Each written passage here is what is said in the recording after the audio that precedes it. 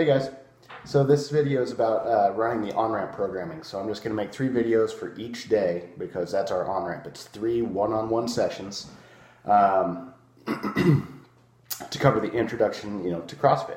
And for me, I make this just back to the basics: squat, deadlift, and Olympic lifting intro. Okay, and my reasoning behind that is, obviously the squat, obviously the deadlift. But then why the Olympic lifting intro? It's because that seems to be the most confusing part for most people. And it's actually a great introduction to explaining, how elements of the squat and deadlift are combined. Okay? All right. So here, let's get going on day 1. Warm-up, rowing technique review, and then 5 frames of the game rolling. Okay? So this is fun. This is, on these on-ramp days, I just try to make them, one of the things I try to do is I try to make them fun for people, and so they understand that fitness is the best part of their day. This is the best part of their day, or that's what we're trying to do, right? So for that rowing technique session, I set them up on the rower. I get their feet set. I just have them start rowing at first. Just kind of say whatever feels natural. They start rowing. I go through what's happening on the monitor. Say this is meters, here's calories, this is how you switch between displays, this is the damper setting, I explain it like gears on a bike, right? This low setting is like, the really high gear on a bike where you can spin the pedals really fast, but you don't really go very fast.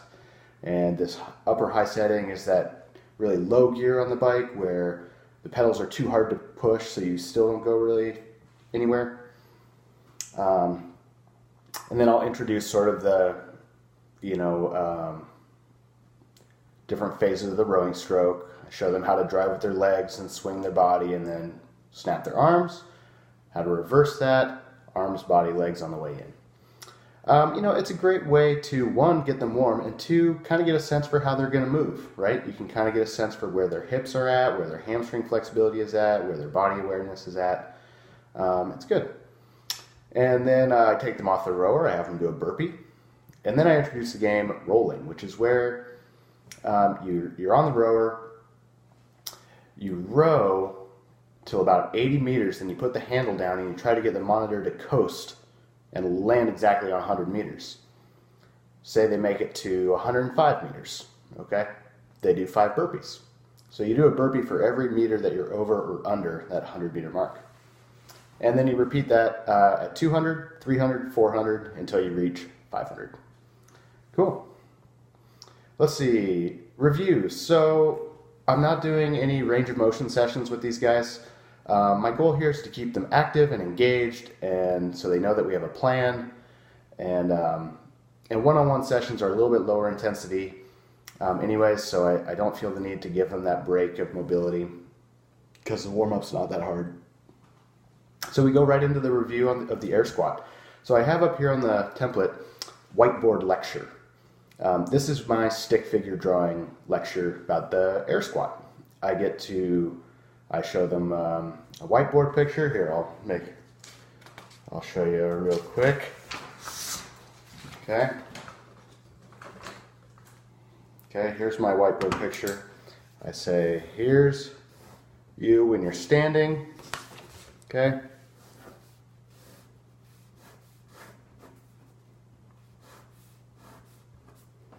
This is you at the bottom of the squat.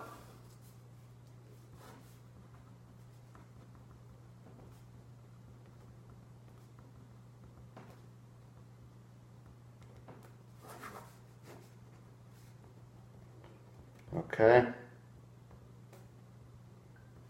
Look, here it is. Okay. So I use the whiteboard lecture as a time to review the points of performance, and so they kind of can wrap their heads around what we're doing, and it also increases our authority as people that want to teach the squat. Okay, so from the whiteboard lecture, I have them do 3 drills. You get out 2 plates. You have them squat with their heels elevated. Then you have them squat with their toes elevated, and then you have them pick up a plate and do the counterweight squat like so.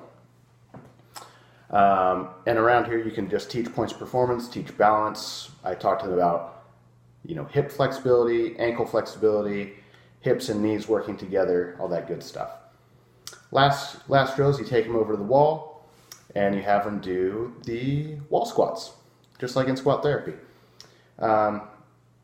You know, if you want to keep teaching this, the heels elevated squat drill, you know, that's sort of, that takes some ankle mobility out of the equation. Okay, when you do the toes elevated squat drill, that makes them more aware of their hip positioning. When you do the counterweight squat drill, that's sort of a chest up cue. And then squat therapy, that's another cue for putting it all together and having a really upright chest. Okay. From there, I go right into teaching the pull-ups. Pull-ups are just such a sticking point for everybody that they really appreciate it.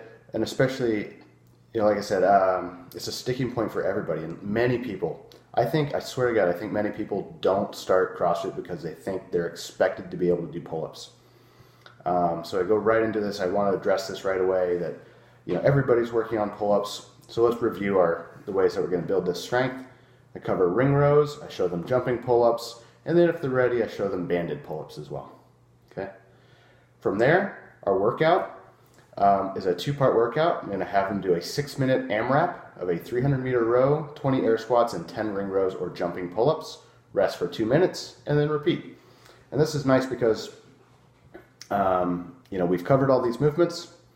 You get to explain what an AMRAP means, so that's a teaching point.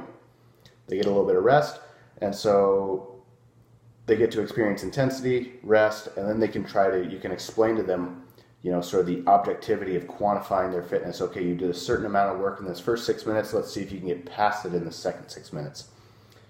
So it gives people a chance to push a little bit harder. Alrighty.